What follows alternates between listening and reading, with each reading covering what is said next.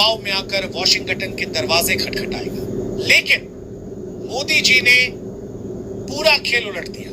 Boeing के P-8I maritime petrol aircraft cancel, F-35 fighter jet cancel, अरबों dollar के contract एक झटके में खत्म। और सिर्फ इतना ही नहीं, रूस, चीन, ब्राजील, इजराइल सब भारत के साथ कंधे से कंधा मिला खड़े। ट्रंप साहब के लिए ये किसी डिप्लोमेटिक सुनामी से कम नहीं। अब जरा तेल का किस्सा सुनिए। कभी कहते थे ईरान से मत लो, वेनेजुएला से मत लो, सऊदी इराक से कम लो, फिर खुद कहते रूस से लो ताकि दाम स्थिर रहे। भारत ने सस्ता तेल लेना शुरू किया और ट्रंप साहब का गुस्सा सीधे 7वें आसमान पर। फार्मा सेक्टर, वहां तो जैसे आग लग गई। अमेरिका भारत से $7 अरब की दवाएं लेता है, लेकिन ट्रंप बोले 250% टैरिफ, मतलब 10 की दवा सीधी 35 से ऊपर। लाखों अमेरिकी मरीज या तो कर्ज में डूबेंगे या फिर दवाओं से वंचित रहेंगे। और इसी बीच उनके अपने सलाहकार कहते हैं इंडिया तो हमारा स्ट्रैटेजिक पार्टनर है। तो सवाल ये, फैसले ले कौन रहा है, ट्रंप या उनकी टीम? और फिर आई चीन की एंट्री। चीन के राजदूत ने कहा अमेरिका बुली है। भारत ने रूस के $45 अरब के फार्मा मार्केट में अपनी पकड़ बनानी शुरू कर दी। कई कंपनियां तो मैन्युफैक्चरिंग रूस शिफ्ट कर रही हैं। साफ मैसेज, अमेरिका का दरवाजा बंद, रूस का गेट खुला रहेगा। और बस 3 दिन में ट्रंप साहब का मूड बदल गया। फार्मा सेक्टर टैरिफ से बाहर, मोस्ट फेवर्ड नेशन प्राइसिंग का ऐलान।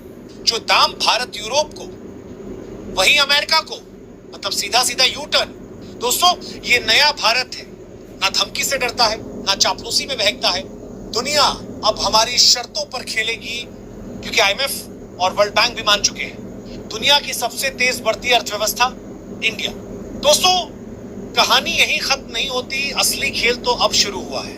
क्योंकि ट्रंप साहब का यू टर्न दरअसल भारत की पहली जीत थी। अमेरिका के भीतर हड़कंप मचा। डिफेंस इंडस्ट्री के टॉप CEO, पेंटागन के बड़े अफसर सब कैपिटल हिल में भागे भागे घूम रहे थे, क्योंकि उन्हें समझ में आ गया अगर भारत गया तो पूरा एशियन मार्केट चीन, रूस, भारत गठबंधन के हाथ में चला जाएगा। और ये सिर्फ डिफेंस की बात नहीं, टेक्नोलॉजी, एनर्जी, फार्मा, सब कुछ। वॉशिंगटन में क्लोज डोर मीटिंग होती है। एक और व्हाइट हाउस के स्ट्रेटेजिक एडवाइजर, दूसरी ओर मिलिट्री इंडस्ट्रियल कॉम्प्लेक्स के दिग्गज। चर्चा का मुद्दा भारत को कैसे मनाया जाए, क्योंकि उन्हें अब पता है मोदी जी के ना का मतलब सिर्फ ना नहीं, बल्कि ग्लोबल रीअलाइनमेंट। उधर भारत में दिल्ली के साउथ ब्लॉक में मीटिंग, रूस, फ्रांस, इजराइल और अफ्रीका के डिफेंस मिनिस्टर से back to back meetings, deals पे डील्स। और वो भी डॉलर में नहीं, रुपये और स्थानीय करेंसी में। मतलब अमेरिका का डॉलर डिपेंडेंसी प्लान भी ध्वस्त। ब्रिक्स मीटिंग में एक फोटो वायरल होती है, मोदी, पुतिन, शी जिनपिंग तीनों एक साथ हाथ मिलाते हुए। पृष्ठभूमि में लिखा मल्टीपोलर वर्ल्ड, इंडियन लीडरशिप। ये फोटो नाटो देशों के वॉर रूम में जैसे आग लगा देती है। और दोस्तों, सबसे बड़ा झटका तब लगा जब अफ्रीका के 14 देशों ने भारत के साथ डिफेंस को ऑपरेशन फ्रेमवर्क साइन कर दिया। मतलब भारतीय हथियार, भारतीय टेक्नोलॉजी, भारतीय ट्रेनिंग अब अफ्रीका में भी। यानी अमेरिका के पारंपरिक क्लाइंट स्टेट्स अब भारत की कतार में। अमेरिका अब सिर्फ भारत को मनाने की कोशिश नहीं कर रहा, बल्कि अंदर से डर भी रहा है। क्यों? क्योंकि उन्हें पता है अगर भारत ने 5 साल और ऐसे ही स्वतंत्र और आक्रामक नीति चलाई तो एशिया में चीन को कंट्रोल करने का उनका आखिरी कार्ड भी खत्म हो जाएगा। और ट्रंप अब खुले मंच पर कह रहे हैं India is a great friend, Modi is a great leader. वो नेता जिसे 3 महीने पहले धमकाने की कोशिश की थी, आज उसकी तारीफ कर रहे हैं। ये है भारत की कूटनीतिक ताकत, जो न हथियारों के दम पर आई, न डॉलर के बल पर, बल्कि साहस और रणनीति के दम पर। अब सवाल आगे क्या?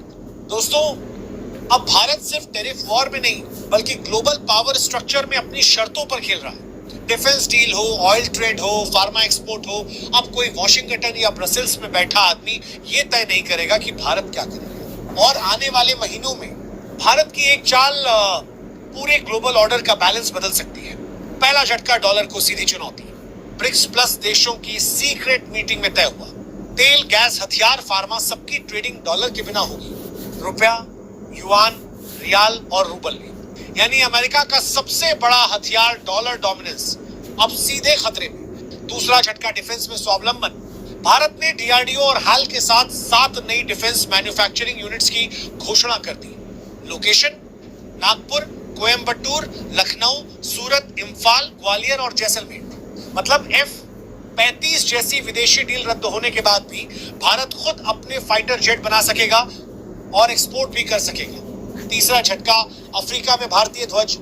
नाइजीरिया, केन्या, दक्षिण अफ्रीका, इन 3 देशों के साथ भारत ने defence training plus tech transfer agreement sign कर दिया। इसका मतलब अमेरिका के पुराने पार्टनर अब भारत की टेक्नोलॉजी से अपने बॉर्डर सुरक्षित करेंगे। वॉशिंगटन के पॉलिसी सर्कल में इसे कह रहे हैं इंडियन एनक्रोचमेंट इन अफ्रीका। और दोस्तों, इस पूरी कहानी में सबसे बड़ा ट्विस्ट अभी बाकी है। G20 के बाद भारत एक नई इंटरनेशनल पेमेंट सिस्टम लॉन्च करने की तैयारी में है। नाम भारत पे ग्लोबल। क्लियर मैसेज, अगर स्विफ्ट पर पाबंदी का हथियार अमेरिका चला भी दे तो भारत के पास अपनी बैंकिंग लाइफलाइन होगी, जिसे रूस, चीन, अफ्रीका और मिडिल ईस्ट देश अपनाएंगे।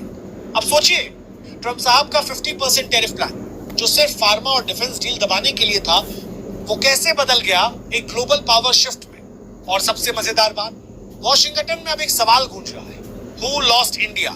क्योंकि दोस्तों, अगर भारत और रूस का गठजोड़ और मजबूत हो गया तो अमेरिका को एशिया में चीन के सामने अकेले खड़ा होना पड़ेगा। अब भारत के पास सिर्फ 2 ऑप्शन नहीं है, भारत के पास अनगिनत रास्ते हैं और हर रास्ता अमेरिका के लिए सिरदर्द, नाटो का डर।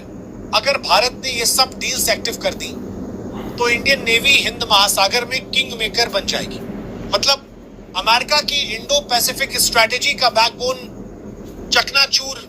अब आते हैं दिल्ली पीएम मोदी की मीटिंग, जिसमें रूस के पुतिन, ब्राजील के लूला, चीन के शी जिनपिंग और साउथ अफ्रीका के राष्ट्रपति वीडियो कॉन्फ्रेंस से जुड़े।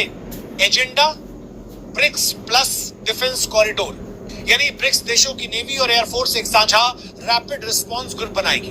दोस्तों, ये अगर हो गया तो नेटो का आर्टिकल 5 वाली ताकत ब्रिक्स के पास भी होगी। वॉशिंगटन में हलचल, CIA और पेंटागन की joint report, India is no longer a swing state, it is a pole.